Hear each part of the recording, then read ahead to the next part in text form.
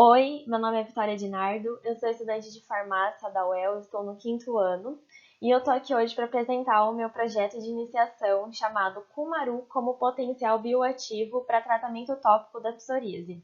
Ele teve como coautores a doutoranda Helena Suzukawa e a professora doutora Sueli Ogata, também da Universidade Estadual de Londrina, e orientação da professora doutora Audrey Lone. Tivemos também o apoio financeiro do CNPq. Vou começar explicando um pouco mais sobre o cumaru. O nome científico dele é Dipteryx odorata, é essa árvore aqui da imagem, é muito típica da região norte do Brasil e de alguns países da América do Sul. Essa árvore dá essas sementes que são comercializadas com o nome de fava tonka ou tonka beans. Essas sementes são utilizadas na culinária e também na indústria de perfumes como fixador de odor. Essas sementes são ricas em uma substância chamada cumarina, que é a substância responsável por um cheiro característico de baunilha que elas apresentam. A psoríase é uma doença de pele crônica, cíclica, ou seja, os sintomas aparecem e desaparecem conforme o tempo vai passando. Ela pode acometer várias partes do corpo e justamente o local que ela acomete com a extensão é o que vai caracterizar os tipos de psoríase. Os sintomas são principalmente coceira e lesões que são bem delimitadas, avermelhadas e que escamam. A psoríase é uma doença que não tem cura, só tem um tratamento, que geralmente é feito com o uso de corticoides e atualmente também já vem sendo utilizado a associação de radiação ultravioleta com psoraleno, que é um subtipo de cumarina. O problema é que a psoríase é uma doença psicossomática, ou seja, fatores, mas principalmente o estresse, desencadeiam ela. Outros fatores incluem também a alimentação e estilo de vida do paciente. Então, eles fazem com que a doença volte à tona no paciente. Também acomete cerca de 3% da população de todo o mundo e a presença dos sintomas pode diminuir a qualidade de vida dos pacientes de acordo com um estudo. Não só os sintomas como a coceira persistente, mas também as feridas que podem estar presentes em locais e partes expostas do corpo e podem fazer com que o paciente se sinta acuado de certa forma. A solução que a gente encontrou, então, foi primeiro desenvolver 7 extratos de cumaru denominados EC, através de um planejamento simplex centroide axial, na qual a gente utilizou etanol, éter dietílico e clorofórmio como líquidos extratores. A extração foi feita através de uma maceração a frio, que durou 14 dias, e após processos de filtração, os extratos foram caracterizados por cromatografia líquida de alta eficiência, a CLY, também conhecida como HPLC, na qual a gente utilizou o padrão de cumarina para fins de comparação e fins de se descobrir qual dos 7 extratos possuía uma maior concentração de cumarina para que este fosse utilizado nas etapas seguintes do projeto. Em seguida, foi feito o desenvolvimento das formulações dermocosméticas, no total 5. A primeira de todas, FB, formulação base, ela não possui ativo, serve basicamente como controle para as nossas análises. FCA é uma formulação que possui padrão de cumarina como ativo. FT1, FT2 e FT3 são 3 formulações que possuem 3 concentrações diferentes do extrato de cumaru.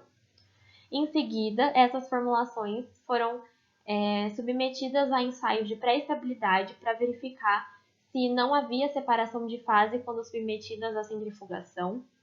Ensaios organolépticos, que servem para verificar a cor, odor e aspecto delas.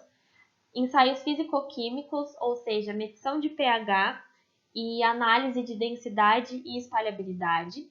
Ensaio de hidratação ou retenção de umidade e ensaio antioxidante.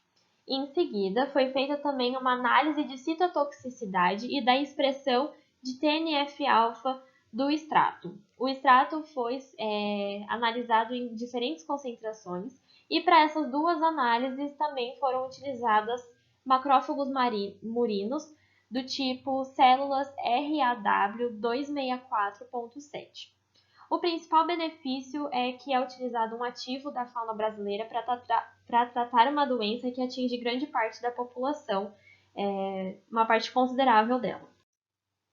O potencial de mercado é que esses dermocosméticos abrangem um nicho específico da população que poderia se beneficiar com o uso desse produto, que tem um potencial para tratamento de psoríase e que poderia melhorar a qualidade de vida deles. E o diferencial competitivo é que é utilizado um ativo de origem vegetal que respeita muito a demanda atual do mercado e que também não causa danos colaterais para a pele. As considerações finais, então, são que através desse cromatograma que nós obtivemos após a análise no CLY, é que o extrato que possui uma maior concentração de cumarina foi o EC1, que é esse pico aqui. O pico em verde corresponde ao padrão de cumarina. Essa avaliação foi feita através da observação do tempo de retenção e da altura dos picos. Aqui, a análise físico-química, o pH de todas as formulações encontra-se dentro da faixa necessária e da faixa esperada. A densidade de todas as formulações está em torno de 10. Aqui, na análise de retenção de umidade, a gente consegue observar que todas as formulações obtiveram resultados muito bons, porém, a formulação FT2 foi a que apresentou uma maior retenção de umidade, ou seja, uma maior capacidade de hidratação. O ensaio de espalhabilidade, todas as formulações, conforme os pesos foram sendo adicionados na formulação, a espalhabilidade foi aumentando e a gente consegue observar o mesmo padrão na formulação FT1 e FT2.